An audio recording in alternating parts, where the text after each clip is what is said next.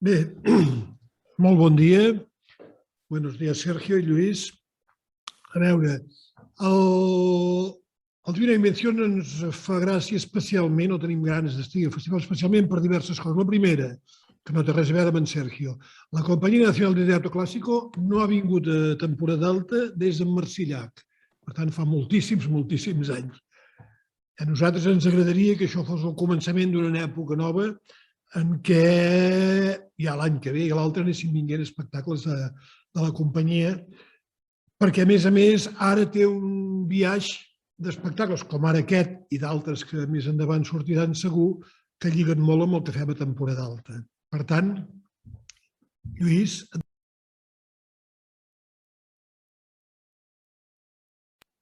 Perdona, Javier, un segon.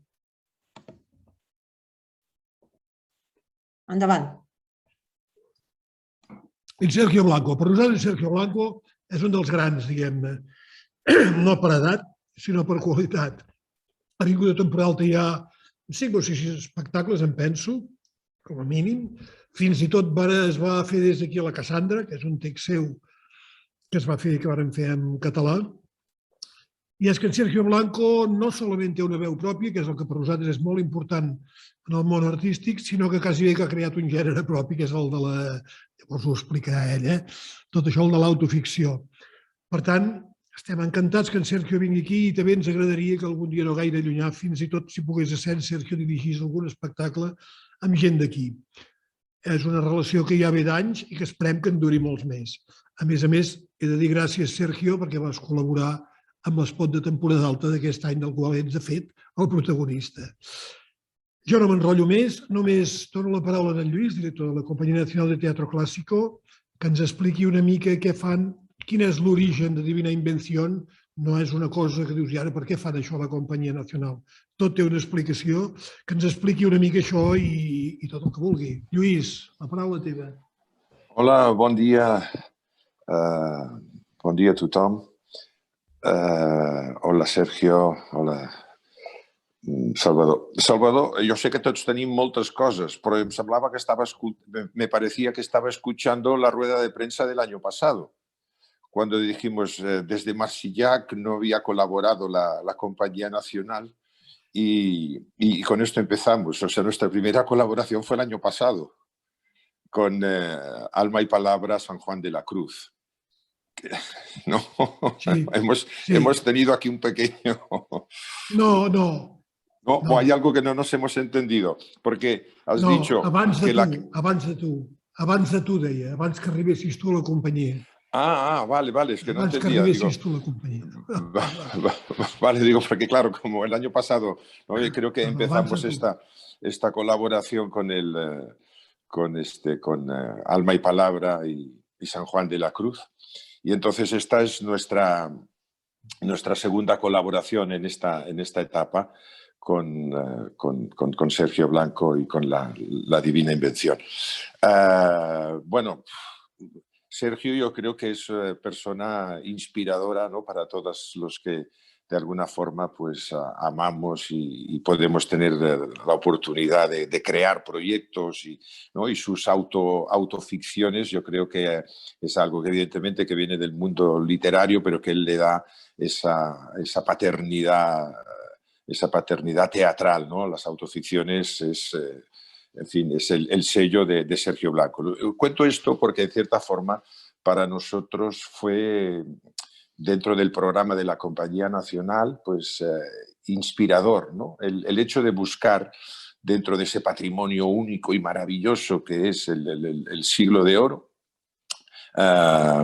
encontrar unos diálogos de autoría contemporánea con los autores clásicos, ¿no? Y la fuente de inspiración en eso, indudablemente, fue estas autobiografías ficcionadas, ¿no?, que son estas autoficciones de Sergio. Y entonces esto nos servía mucho para poder establecer, como decía, este diálogo entre el autor contemporáneo y el material clásico.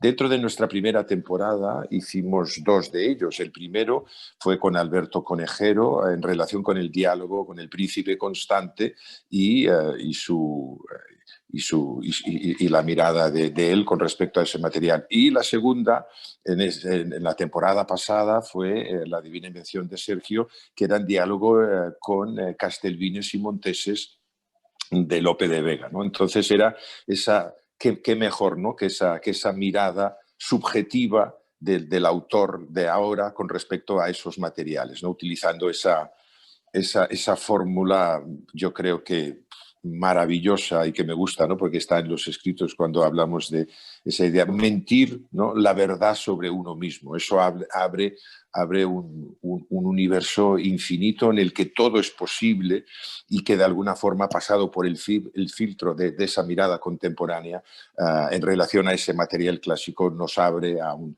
universo absolutamente infinito, ¿no? y apasionante. Entonces, bueno, en este caso, pues en el encargo que aquí todos tenemos entre medio esa etapa horrorosa que nos tocó vivir, ¿no? Bueno, y que todavía estamos viviendo de lo que fueron el confinamiento. Entonces uno ya no se pierde, ¿no? Yo creo que hablamos antes del confinamiento, durante el confinamiento, cuando llamé a Sergio para hacerle ese encargo, ¿no? Entonces, bueno, nosotros ya hemos tenido, lógicamente, de estos 5 días, estas 5 representaciones que se hicieron en nuestra sala Tirso de Molina, de presentarlo en Madrid, fueron 5 representaciones absolutamente excepcionales. Yo creo que, bueno, él lo contará más que nadie y ya siento que me estoy alargando y que tengo ganas una vez más siempre de escucharle a él, ¿no? Porque sabemos que evidentemente no es baladí, que es una de las voces de los dramaturgos contemporáneos más importantes en todo el mundo. O sea, quiero decir que su presencia es en Oriente, Occidente, Norte, Sur, por todos lados, ¿no? Y entonces, pues en este caso, el tema era el amor, ¿no? Yo creo que también este viaje que él nos contará, ¿no? Pero que evidentemente no es solo un elogio del amor, sino que es esa bajada también muchas veces que supone el amor de verdad, la parte difícil, la parte oscura, la parte de bajada a los infiernos. Yo creo que para luego realmente subir a los cielos, ¿no? Creo que el amor, y en estos momentos en que estamos tan desreferenciados, el amor nos abre, nos permite también, y creo que forma parte del universo que nos cuenta, un amor trascendente, ¿no? Que incluso nos lleva por lo menos a cuestionarnos hasta incluso el amor a Dios o la figura que está también allí. Yo creo que en este sentido Lope de Vega es un ejemplo, ¿no? En su soneto tan famoso, ¿no? Que solo empieza diciendo desmayarse, atreverse, estar furioso, áspero, tierno, liberal, esquivo, alentado, mortal, difunto, vivo, leal, traidor, cobarde y animoso, solo por decir los 4 primeros versos de su famoso soneto. Entonces, bueno, yo creo que para los espectadores de temporada alta, ¿no? Que ya conocen de tantas veces la maravilla del universo de Sergio, pero en este caso es, bueno, hacer ese viaje de su mano. Yo diría que es también un viaje hipnótico, ¿no? Que te lleva y que te reconecta y que te hace sufrir, que te hace gozar y que te hace entender al final qué quiere decir el compromiso. Y el compromiso pasa por una palabra clave, que es el amor, pero el amor vivido hondamente, profundamente, y que es una llave, es una puerta de luz, ¿no? La vida al final son sombras y luces, y solo pretendemos vivir la vida desde la luz, seguro que nos damos un tortazo. Entonces, si aceptamos que el tortazo forma parte de la vida y ese es el vehículo, es a través del amor, pues qué mejor manera. En fin, yo, como todos, creo que lo que queremos es escuchar a Sergio y que él nos contará mejor que nadie, ¿no? Lo que es esa aventura maravillosa, pero solo desde aquí, pues decir gracias, Salvador, porque seguimos colaborando, y gracias, evidentemente, Sergio Blanco, por ser usted un gran maestro. Bueno, gracias Salvador, y gracias Luis por estas palabras tan bellas. Como ya lo he dicho en otras ocasiones, sería un poco pretencioso de mi parte reconocerme en algunos de estos elogios. Yo estoy, por cierto, emocionadísimo de estar una vez más en temporada alta. Creo que Temporada Alta es un festival que me acompaña desde hace años, es un vínculo ya desde hace años y me acompaña no solamente en el hecho de que mis espectáculos se presentan allí, sino que es un festival con quienes hemos ido dialogando, pensando, diagramando, y cuando uno empieza a hacer eso con un festival, el festival empieza a trabajar dentro del taller de uno empieza a crear proyectos con el festival, y para mí es un placer, es un festival al cual asisto desde hace años, creo que es el festival que ha seguido todas mis producciones desde hace unos 10 años, es un lugar donde me gusta estar. Salt es una ciudad que me resulta hermosísima, no solamente me gusta estar en Girona, sino que me gusta estar en Salt. Yo llego a Salt y ya conozco a la panadera, al lugar donde me alojo siempre, a la cajera de los supermercados, y de hecho esta tarde dentro de mi agenda ya está ir a comprar algunas cositas Grado, Eugènia. que siempre les llevo de recuerdo. Además es un lugar en el cual, como una de las veces que fui, estuve muy enfermo, tuve que estar en cama durante 3 días, donde fui atendido y cuidado por una panadera que me traía croissants a donde yo estaba, y me dediqué a estudiar la historia de Salt, y me impactó la importancia que tuvo el mundo textil y anarco en Salt en el siglo XX, y me fui enamorando cada vez más. Y tengo siempre como una especie de peregrinaje, voy de Salta hasta Girona caminando, bordeando los canales. Así que la emoción que tengo de saber que voy no solamente es una emoción intelectual y artística, sino también afectiva con esa ciudad que quiero muchísimo, con ese teatro y con todos los equipos del Festival de Temporada Alta, que son una maravilla y con quienes se han también creado vínculos afectivos. Entonces, gracias una vez más, y estoy emocionadísimo de saber que mañana estaré llegando allí a Salt con esta conferencia autoficcional, que es algo que está muy ligado a Cataluña y a Barcelona. Mi primera conferencia autoficcional es Cartografía de una desaparición, escrita a pedido del Teatro Nacional de Cataluña, cuando en su momento lo dirigía Xavi Albertí, y me pidió un panegírico a Joan Brossa. Y yo hice una primera conferencia autoficcional sin saber lo que era una conferencia autoficcional, como solemos hacer muchas veces. No mi primera autoficción, sino mi primera conferencia autoficcional, que ahora voy a explicar un poco qué es, surgió vinculado a Cataluña y al Teatro Nacional de Cataluña. La segunda conferencia autoficcional es un pedido de la Sala Beckett, cuando se conmemoran los 30 años de la muerte de Samuel Beckett, y allí escribo Memento Mori. Quiere decir que se va a estrenar en la Sala Beckett. Quiere decir que de alguna manera la poética de la conferencia autoficcional es algo que está muy vinculado a Cataluña y a Barcelona, y ahora a Girona con esta divina invención que empieza su gira por allí, por Temporada Alta. Y de pronto es el momento de definir un poco qué es la conferencia autoficcional, que pertenece dentro del área de lo que son las autoficciones, que es este género en el que yo trabajo desde hace algunos años, que es mezclar los relatos autobiográficos, partir de la vida de uno, pero interceptado por relatos ficcionales. Eso es la autoficción. Temporada Alta se han visto casi todas, de Baclan, La ira de Narciso, El bramido de Düsseldorf, Ostia, que es la última que yo llevé junto a mi hermana Roxana Blanco. Esas son autoficciones. Y dentro del mundo de las autoficciones, poco a poco empecé a producir este género que es la conferencia autoficcional. ¿Qué es la conferencia autoficcional? Es una vez más el cruce de dos sistemas, de dos poéticas o de dos estructuras. Una es la conferencia, como dice la palabra, con la autoficción. ¿Y por qué es el cruce de dos discursos que son disimilares?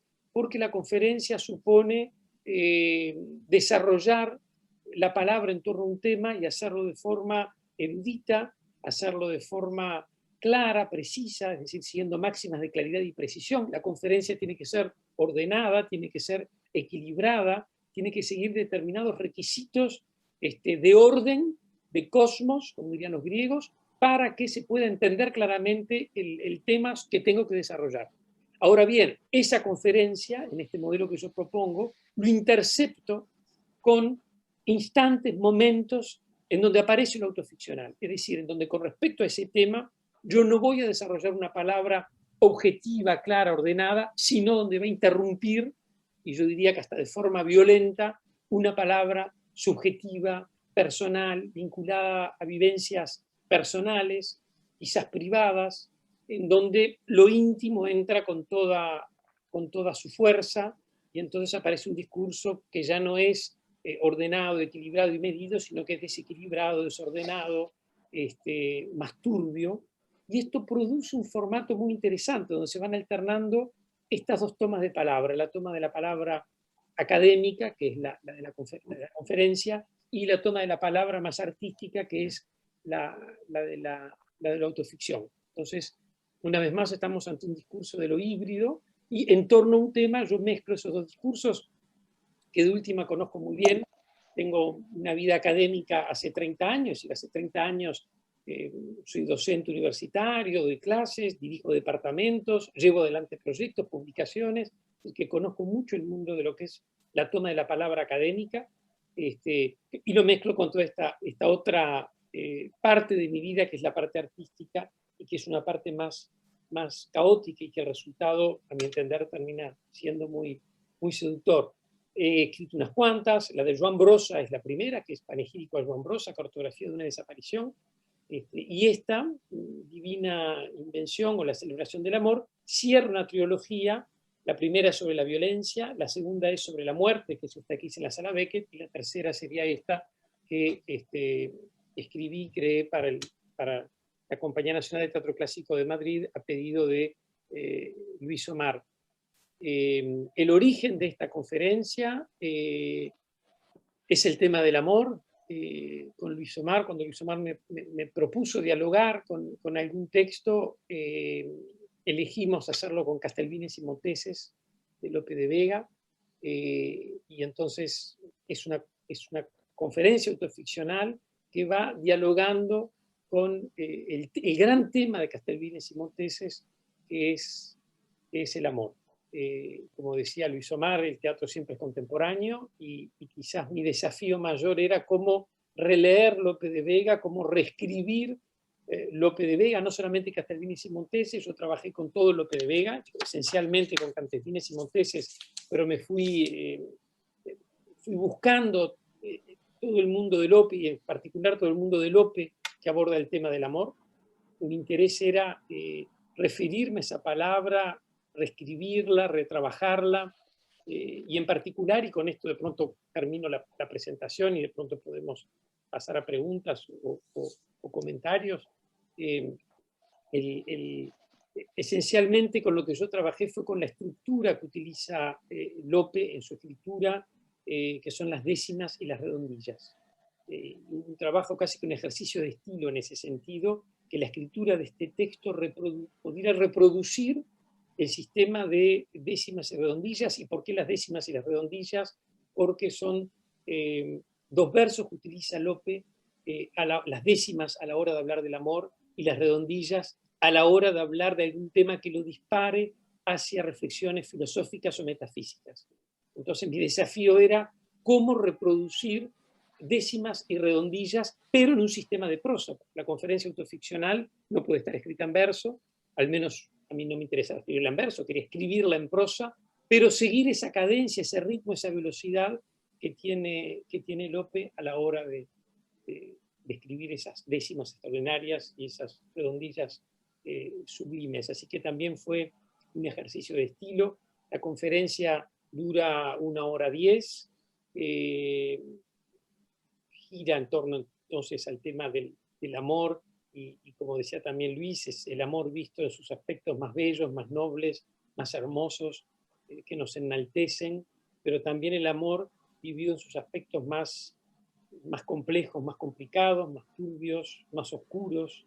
El amor, Lope decía, el infierno en un cielo cabe, el cielo en un infierno cabe, es decir, que el amor es la unión del paraíso y del infierno, es la unión de lo bello y de lo sublime, pero también del desgarro, de lo doloroso, de lo monstruoso. Me interesaba aproximar estas dos visiones del amor. Y otro aspecto también que me interesaba mucho, y que para mí esto es uno de los aspectos más seductores, es el amor no solamente visto en su dimensión poética y literaria que atraviesa todos los amores, el romántico, el barroco, el medieval, el antiguo, el contemporáneo, el clásico, el moderno, es decir, no solamente todas las tipologías del amor tal como es vista por la literatura y por el arte, sino también el amor como es visto en estos últimos años por el discurso científico, que gracias a raíz de las últimas tecnologías que han aparecido en los últimos 20 años, hay aproximaciones del cerebro, determinadas zonas del cerebro que antes no existían y se han podido analizar y descubrir y encontrar fenomenologías neurológicas que explican muchas cosas del amor, que otras las vuelven todavía más complejas. Y me parece interesante también abordar en esta conferencia autoficcional sobre el amor, de allí la presencia del microscopio en el escenario, porque el discurso científico ha aportado en los últimos años toda una serie de informaciones y de datos que son fascinantes. Lo último es la voluntad que tuve de un principio de una conferencia autoficcional absolutamente femenina. Y con esto me refiero a quería escribir esta conferencia autoficcional en un momento en donde está apareciendo el feminismo con mucha fuerza, con mucha potencia, donde aparece esta noción de desconstruir una construcción masculina y que yo adhiero que hay que desconstruirla absolutamente, y que quizás en esta conferencia autoficcional yo me inscribí en ese camino de autodesconstrucción. Entonces, lo que propone esta conferencia autoficcional es la mujer ya no como objeto de deseo, que es una forma de alguna manera de discriminarla, sino la mujer como promotora del discurso en torno al deseo. Entonces es una conferencia en la cual no solamente se citan grandes pensadoras, poetisas, filósofas, antropólogas, científicas, narradoras, investigadoras, la mayoría de las citas son femeninas, sino cada vez que se cita un discurso masculino, yo lo hago por medio de la figura femenina que ha creado, lo cual me permite en escena poder ser Sherezad, ser también la doña Rosita de Lorca, pero ser también la dama boba de Lope de Vega, o toda una serie de personajes femeninos que aparecen allí, Santa Teresa de Jesús, que aparecen allí en mi discurso.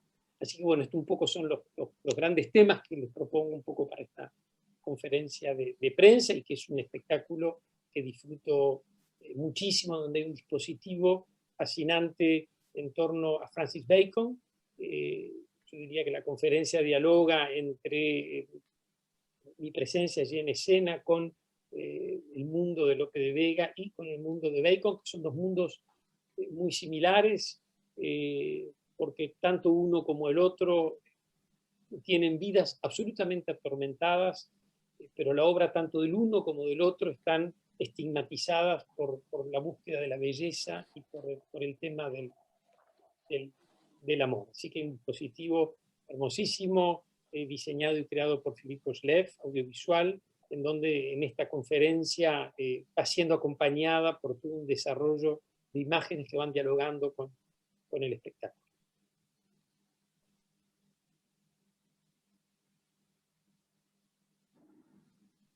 De momento no tenemos ninguna pregunta por parte de la prensa. No sé si vosotros queréis añadir algo después de la intervención de Sergio.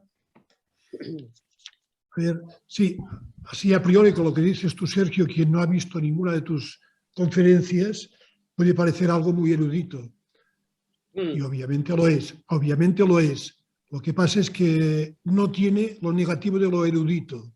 Es decir, hay una obsesión hoy en día, que yo no entiendo, en calificar de elitistas según qué cosas, que son cultas, que son no sé qué, no sé cuántos.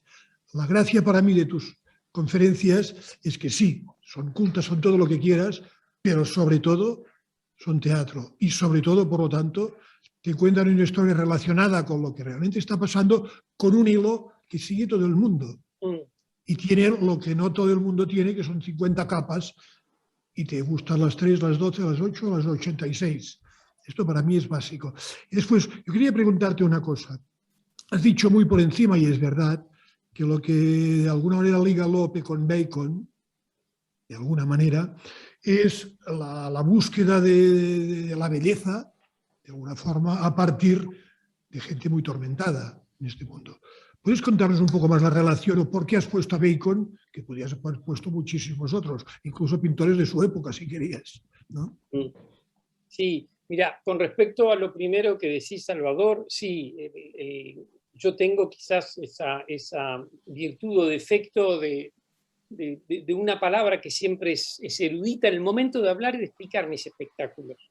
Y eso es por una deformación que viene de mi familia, de niño, y que también viene de mi formación académica, y que me gusta que mi palabra, me gusta aspirar al erudito en la toma de mi palabra en estos tipos de espacios. Pero de eso me cuido muchísimo en lo que es la toma de la palabra artística, donde trato de huirle al erudito, donde está lo erudito, pero donde, como bien decías tú, nunca lo erudito tiene que primar, porque el teatro no es el espacio de la erudición, el teatro es el espacio donde se trabaja a partir de las emociones, de lo sensible, donde lo que prima es el mundo del cuerpo y de las emociones, y no el mundo del pensamiento o de la erudición, que es absolutamente secundario, o hasta te diría que terciario, o puede no estar de pronto en el teatro.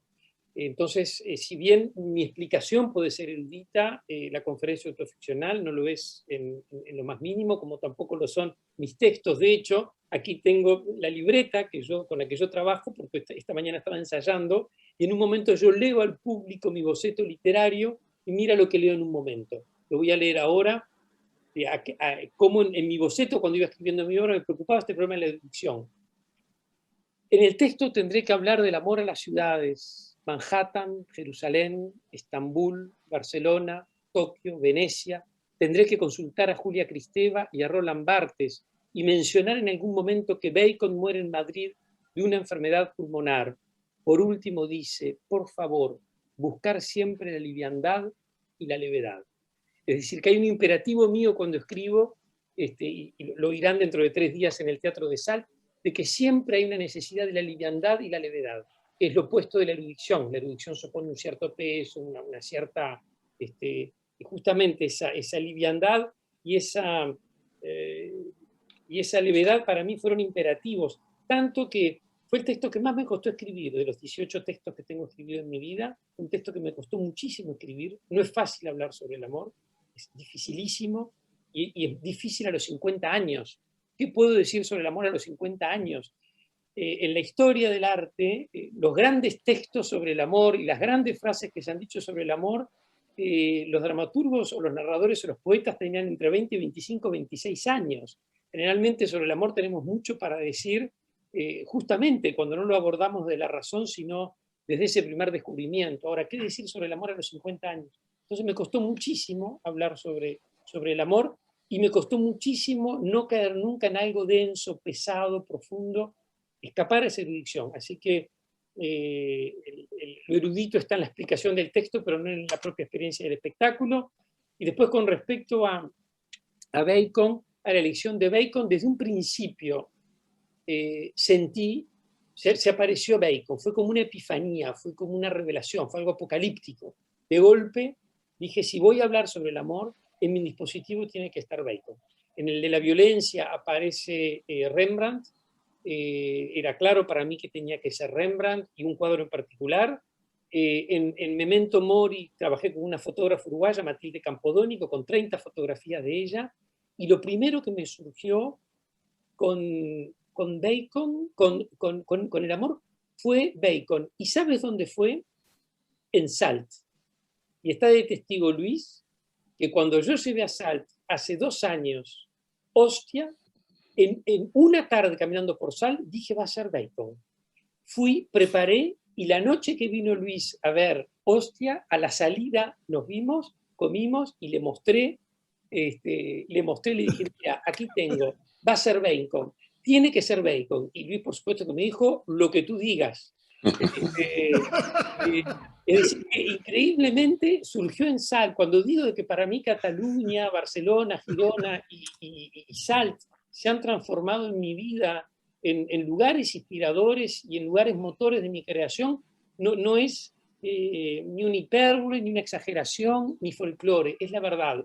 En estos días, un investigador en Madrid está trabajando sobre mis últimos 30 años y mis creaciones, y todo un capítulo, de hecho, que se llama Cataluña, que de hecho yo le he pedido que lo ponga con Y y no con ñ, y estamos haciendo una querella con los editores, porque realmente Cataluña y el catalán, lengua que de hecho estoy aprendiendo, miren cuáles son uno de mis libros de cabecera, lo tengo aquí, que es con el que aprendo el catalán, es Flores de Calvario de Verdaguer, que me ha regalado el gran dramaturgo y amigo Josep María Miró, y que es un libro al cual recurro permanentemente y tengo varias de sus poesías que hasta intento aprenderme de memoria. Quiere decir que el catalán, no solamente como territorio, sino también como cultura, como lengua, como historia, yo creo que en estos últimos 10 años ha tenido un impacto muy grande. Y Bacon, porque Bacon lo sentí allí, fue algo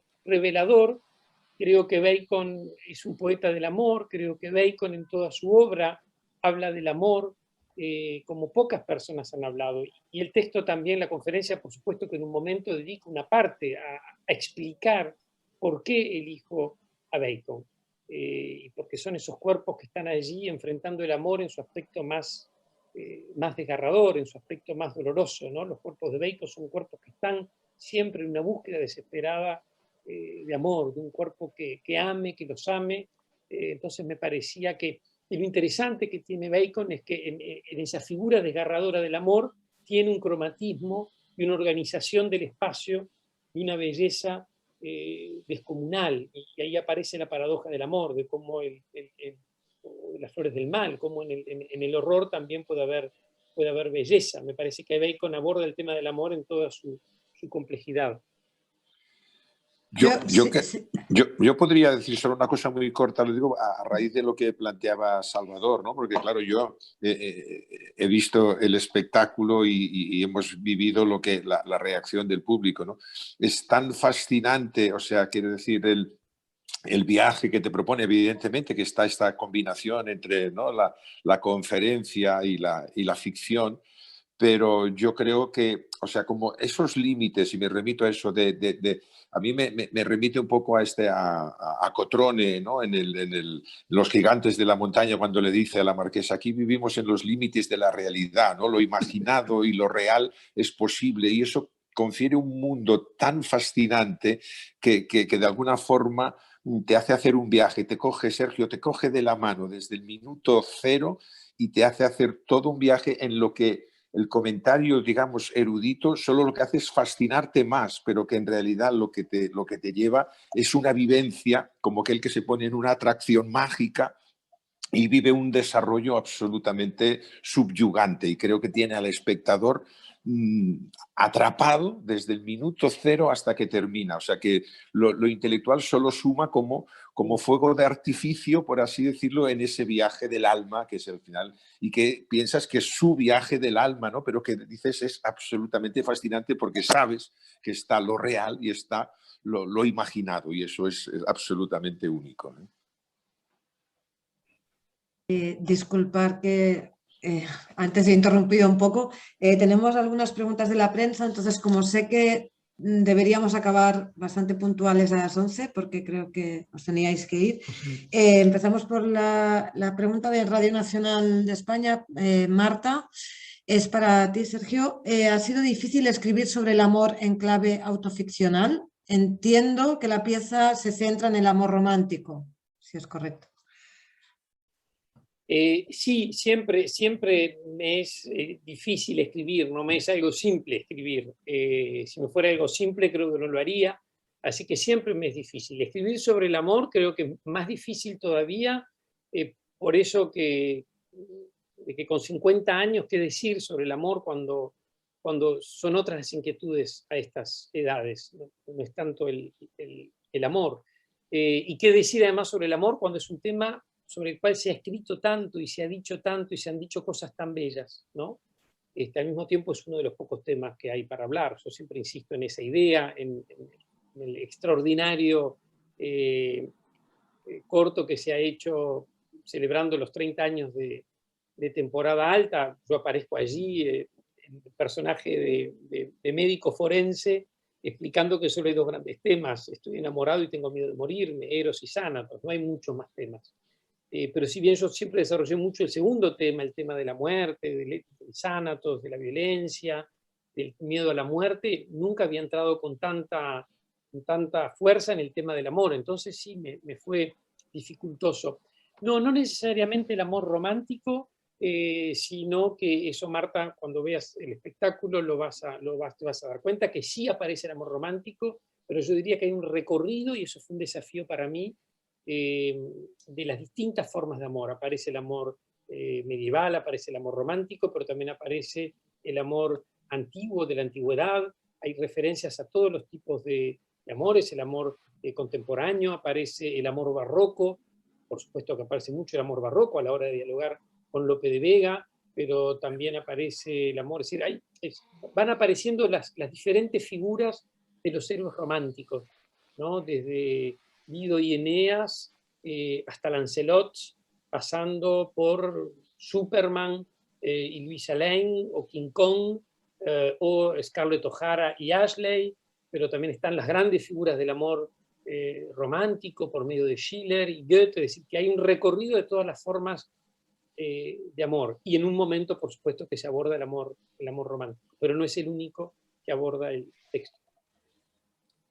Marta, de Radio Nacional, también pregunta si también ha sido difícil que su prosa se empapase o respirase del ritmo del verso. Sí, fue lo más difícil, fue dificilísimo. En eso me ayudó mucho el confinamiento. Aquí en París, en la época que yo escribí este texto, estábamos confinados, y yo creo que el confinamiento me ayudó mucho a esa concentración. Yo creo que este texto no lo hubiera podido escribir en las vidas normales que tenía, de estar viajando permanentemente entre Tokio, Buenos Aires, Londres, Manhattan, Colombia, Barcelona. El haber tenido durante 1 año y medio que parar y que estar viviendo aquí en mi apartamento, si bien tuve algunos desplazamientos, me ayudó mucho a concentrarme. Yo al confinamiento le debo haber podido leer San Agustín en latín, que era algo que siempre había querido hacer y nunca lo había podido hacer. Pude leer también las epístolas de San Pablo en griego, que era algo que también hace años lo quería hacer. Pude concentrarme en esas 2 lecturas. Y la tercera cosa que pude hacer en el confinamiento fue escribir este texto, porque el tratar de traer el verso de Lope a la prosa fue un trabajo, sí, palabra por palabra. Yo creo que es el texto que más me ha costado escribir de los 18 textos que he escrito. Porque obviamente esa conferencia autoficcional tiene que ser dicha de determinada manera, no puede ser solamente dicha como una conferencia, porque el público también viene a ver un espectáculo. Entonces, había todo un trabajo. Yo creo que no hay cada una de las palabras que estén en este texto, aunque fueran las conjunciones, aunque fueran los adverbios, aunque fueran... no hay palabra que no haya estado medida, cuidada, elegida, casi en un trabajo arqueológico.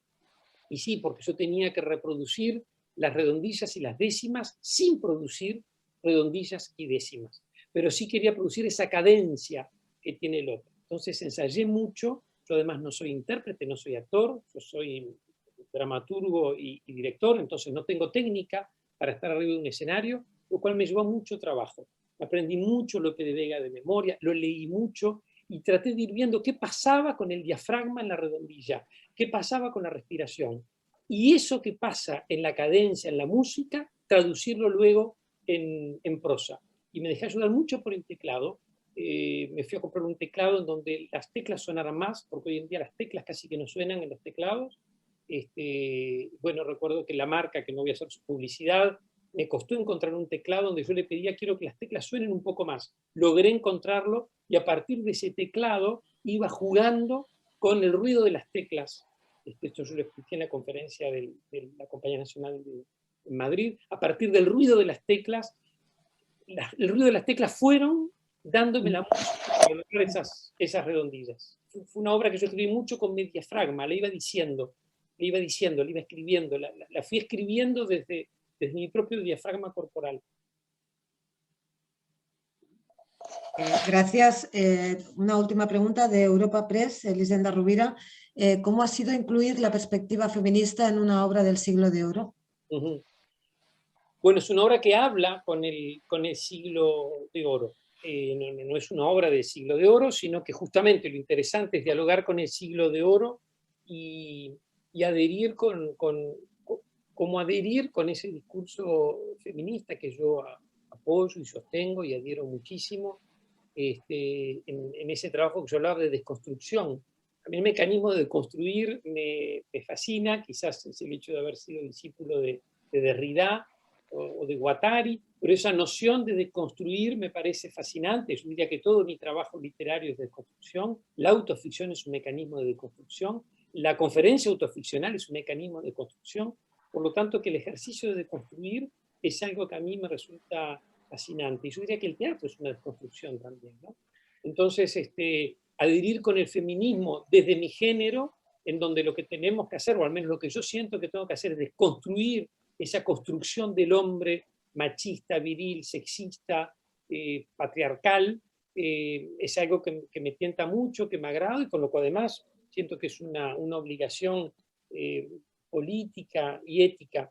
Entonces me interesaba mucho entregarme, hablar del amor en donde la figura femenina no fuera objeto de deseo, en donde la figura femenina fuera productor de discurso. Y por eso hay citas a antropólogas como Margaret Mead, a teólogas como Santa Teresa de Jesús. Yo preferí recurrir a Santa Teresa de Jesús como teóloga, como lingüista y no necesariamente como poeta, porque a la mujer se le asigna solamente la posibilidad de tomar el discurso poético, es decir, el discurso vinculado al amor, a las emociones, a los sentimientos, pero nunca tomar el discurso científico. Entonces, por ejemplo, ese es un mecanismo de ir a buscar la Santa Teresa de Jesús más teóloga o lingüista, porque en España tiene una gran deuda, y toda Europa. Hablamos mucho de Erasmo, de Leonardo da Vinci, de Dante, pero no hablamos de Santa Teresa de Jesús, cuando, a mi entender, es la fundadora del Renacimiento. En fin, pero también ir a buscar Margaret Mead, por ejemplo, como antropóloga, o ir a buscar en los personajes femeninos, como Julieta de Shakespeare, su aspecto más brillante de un punto de vista como estratega lingüista. Hay cosas que dice Julieta en el Romeo y Julieta de Shakespeare que son absolutamente extraordinarios. O lo mismo sucede con la Finea, es decir, en la Dama Boba, el discurso de la Dama Boba es profundamente revolucionario desde un punto de vista lingüístico. Entonces era apelar, o la presencia de Marta Argerich, o la presencia de toda una serie de mujeres que aparecen como promotoras y productoras de discurso y no pura y exclusivamente como figura de deseo. O a la hora de citar a Sócrates y el banquete de Platón, que es la obra fundadora en toda la cultura occidental de lo que es el amor, no citar a ninguno de los comensales masculinos, sino a la única mujer que aparece en el banquete, que es Diotima, que además de ser mujer es extranjera, y que es en quien dice Sócrates que reside la verdad conceptual del amor. Si para Sócrates la verdad del amor no la da ninguno de esos comensales hombres que lo acompañan, sino que lo da una mujer, y que lo da desde un pensamiento intelectual, teológico, filosófico y cultural de una complejidad extraordinaria, que es Diotima. Entonces, aun cuando cito hombres, voy a buscar la vertiente femenina en donde el discurso amoroso aparece desplegado en toda su inteligencia. Muchísimas gracias. En principio no tenemos ninguna pregunta más de la prensa. Si queréis despedir vosotros. Si no hi ha res més, moltes gràcies, Lluís. Moltes gràcies des de la Companyia Nacional de Teatre Clàssic d'haver convidat en Sergio, a veure l'any que ve què podem fer a la companyia. Gracias, Sergio. Siempre es fascinante oírte. Incluso una conferencia como esta, que no es autoficcional, pues es interesante. Igual. Muchísimas gracias. Consti que no tenia ni idea que això del bacon se li havia acudit a Sal i ho havien comentat amb el Lluís. No en tenia ni la més remota idea, que consti. Moltíssimes gràcies i doncs fins dissabte que ens veurem a Sal. Salut. Bueno, muchas gracias. Un abrazo, Sergio, Salvador y a todos los periodistas. Muchas gracias.